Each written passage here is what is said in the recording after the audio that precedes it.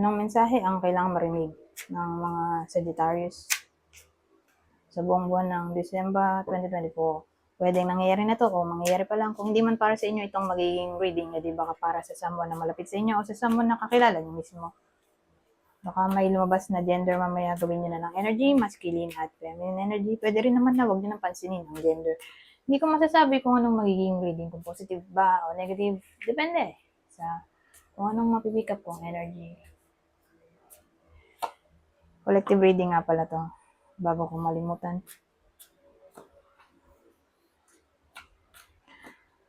So, yung lalaki, ano yun? Parang ang wish niya talaga ay mag-move on na. So, may lalaki dito, parang decidido. Although medyo alinlangan ako dito. Pero ito kasi lumabas. Ending na to. Ito completion kasi to ay incomplete. Kaya lang ending na to. Ang dating kasi, nahihirapan na siya. Kaya gusto niya nang i-end talaga. Ang wish niya ay mag-move on. Tingnan natin ano pang mensahe dito.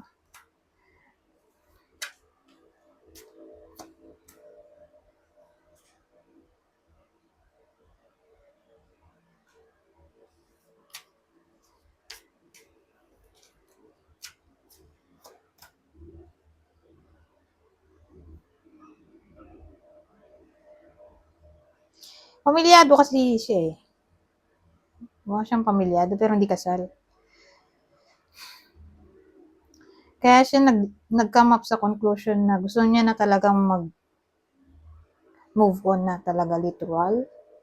Kasi sa mahabang panahon, na-depress siya. Na-depress siya, feeling trapped. Pero gusto niya ng justice. Ano nangyari dito? Ewan ko. So, for some reason, gusto niya ng justice.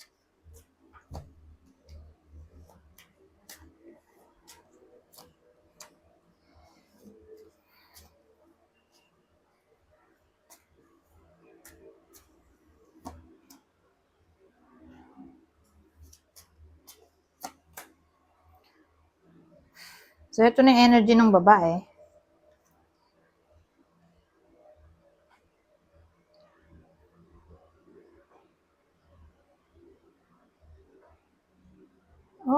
Ano yun?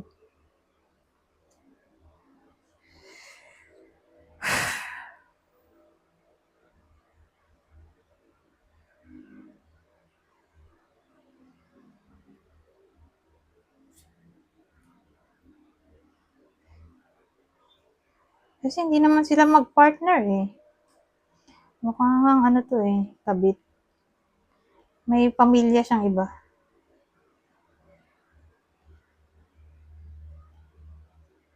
Third party siya. May pamilya siyang iba. Ito, yung babae, may karelasyon siya. Walang pamilya, walang anak.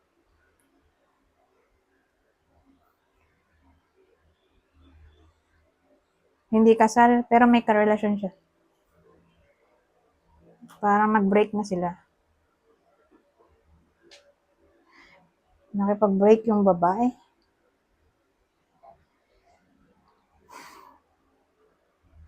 Dun sa lalaki at masama ang loob niya.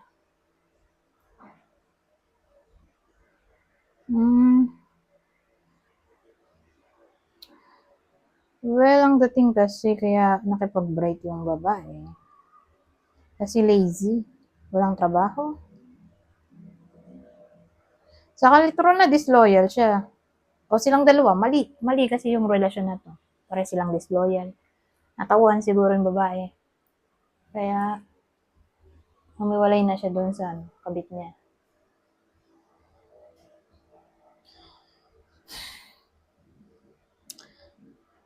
Wala na siyang nakikitang future eh. Ganun dating. Kasi parang na-turn off yung babae dun sa lalaki. For some reason. Mhm.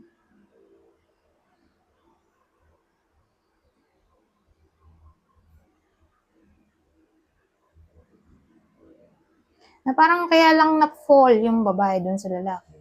Kasi nag-away sila nung karelasyon niyang original. So, ginawa lang niyang rebound sa madaling salita yung lalaki. Eh, nagkabalikan na sila ng original. Kaya yun. Hiniwalayan na ng babae yung lalaki. Oh, nagsisi kasi siya dito. Para siyang um, natakuhan na mali yung ginagawa niya. Kaya, ayun, let go na niya. Bukod sa nakikita niya na hindi worth it ipagpalit yung original niya dito sa bago niya. Kasi nga mukhang lazy o walang trabaho. O nakikita niya parang pagpapalit din siya sa iba sa bandang huli. Natakot siyang karmahin siya.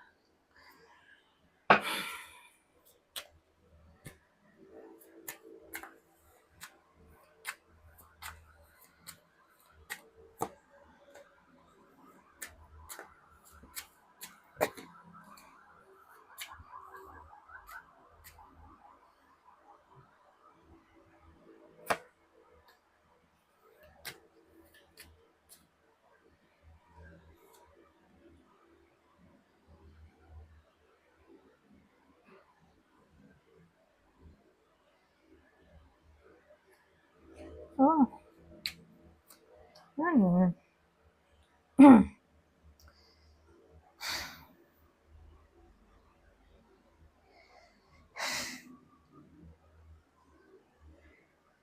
Ang dating kasi, energy pa rin to nung babae.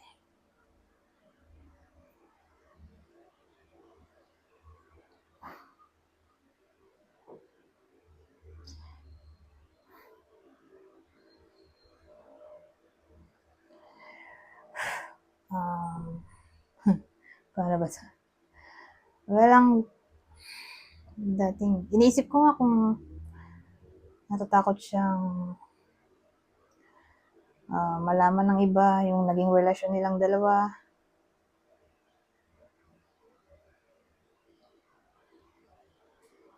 Kaya habang maaga pa lang ay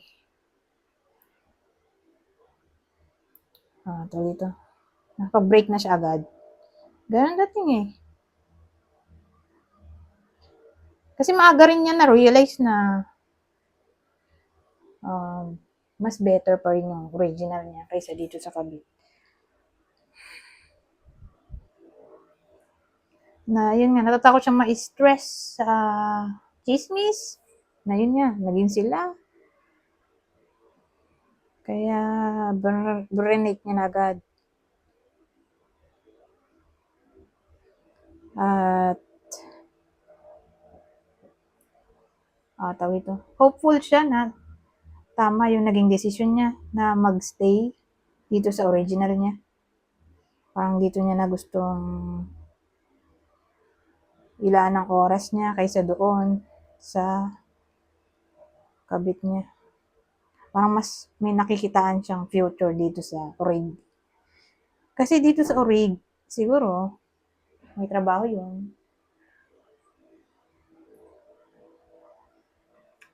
May pera, mayaman.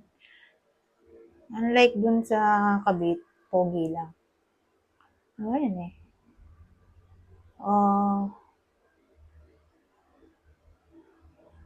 Tawag doon, exciting, pero walang datong. Itong original niya siguro, na-realize niya na mas good catch to. Hindi man siguro ganun kagwapo kaysa dito sa bago, eh, siguro na-realize niya na may paninindigan yung rig. May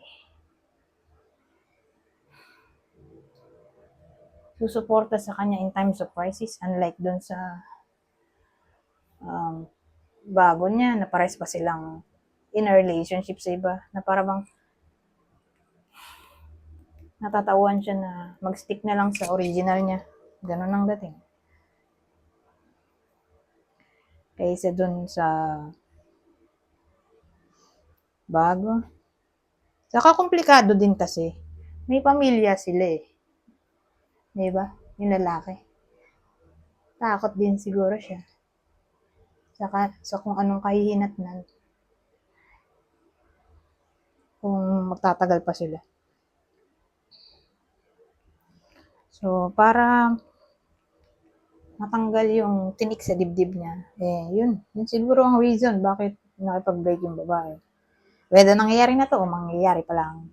Ganun yung takbo rito ng scenario.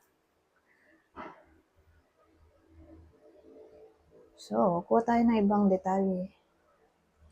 Kukuha ko dito ng 6 na clue. Pwedeng tumama sa inyo mismo to kung nakarelate kayo. O dun sa person nyo. So, yung person, siyam na pala. Gawin kong siyam. Kasi, 3 tao yung katamaan ng clue natin. Tagtatatlo sila. So, 3, 6, 9. So, kunin nyo na lang yung info na sa tingin nyo fit sa inyo. O dun sa person nyo. O dun sa kabit. Basta, para silang may kabit. Yan ang dating. Kasi pares silang in a relationship sa iba. Matatauhan lang yung babae. Kaya siya makikipag-break. Na nagalit yung lalaki sa biglaang desisyon ng babae. Na para bang gusto niya ng justice o gusto niya karmahin yung babae. Galit siya. Galit siya dun sa babae. Dahil brinake siya eh. Ganun. Anyways, ito na. So, again, ulitin ko. Kunin nyo lang yung info na sa tingin nyo ay fit sa sitwasyon nyo. Yung kulay ng buhok, kakaiba oh. Fan-colored hair. Ito, albino. Sobrang puti, may sakit sa balat. Straight ang buhok. White clothing. So, white clothing, pwedeng yan yung uniform. O may taong mahilig sa white color ng damit. Blue eyes. So, ganyan talagang mata. O foreigner ba to? O contact lens. Pwede rin. May nagko-contact lens ng blue.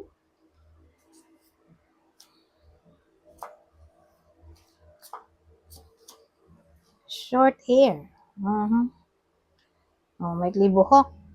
Sabagay, pwede rin naman sa lalaki, babae. May buhok. Ito lalaki. Meron dito.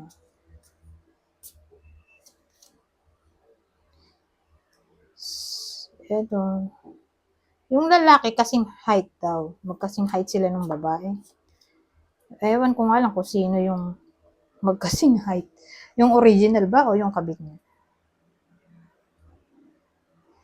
Pero ganun eh. May lalaki na kasing height ng babae. Sa eksena na to.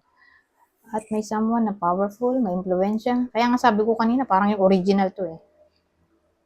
Ito yung power ng original.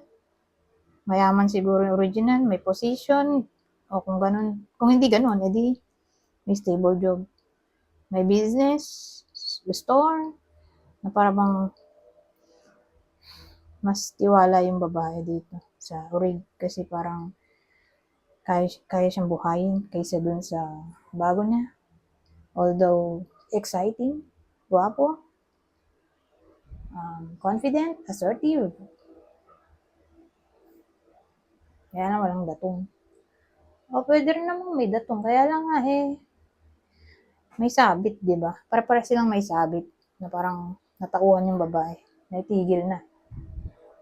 Nakonsensya siya kasi may anak din, di ba? May anak yung lalaki sa iba. Pero yung babae, walang anak. Hindi rin siya kasal. Yung lalaki lang yung may anak. Pero hindi siya kasal. May anak lang siya. At asawa. So, napaka-komplikado ng sitwasyon na to. Pero nangyayari pa rin to sa totoong buhay. May mga ganyang eksena talaga. Anyways, ay, clue. Ito pala. Hindi ko nang malimutan. Ito, zodiac sign. Oh. So, gawin nating 4. So, pwedeng tumama to sa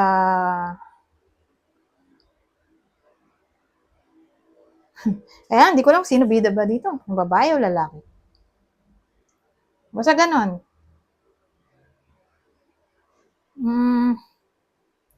Zodiac sign ng person at ng third party.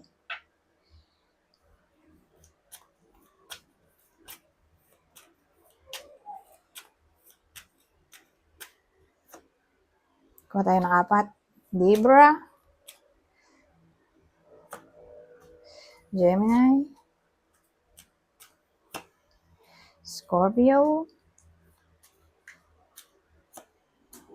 Pisces. Walin man dyan. Ulitin ko. Ito yung possible zodiac sign ng partner dito ng Sagittarius. Okay? At yung third party. Libra, Gemini, Scorpio, Pisces. Okay? Regardless kung kayo ba yung babae o lalaki sa kwento na to, ganun yung tinakbo ng reading. Ito pa. Bago ako mag-end, kung masasabi nito. Advice o extra message. Oh. Sa months na to. Well, ito siguro kasal eh. Pare silang di kasal. Ewan ko kung sino yung magpo-propose. Kaya break na kasi sila eh. Yung babae at yung kabit. So, who knows? Baka hindi siya tantanan. At mag-offer ng kasal. O yung person niya mismo ang mag-offer ng kasal sa kanya. Kasi kung dito literal na may engage na sila sa month na to, baka mapag-usapan ng topic ng kasal someday, anong plano. O may someone na ikakasal na malapit sa kanya. Okay, sa Sagittarius. Okay? Pwede rin ganun. May someone na malapit sa Sagittarius ang ikakasal sa buwan na to. Perfect timing. This is the right time for you to move forward.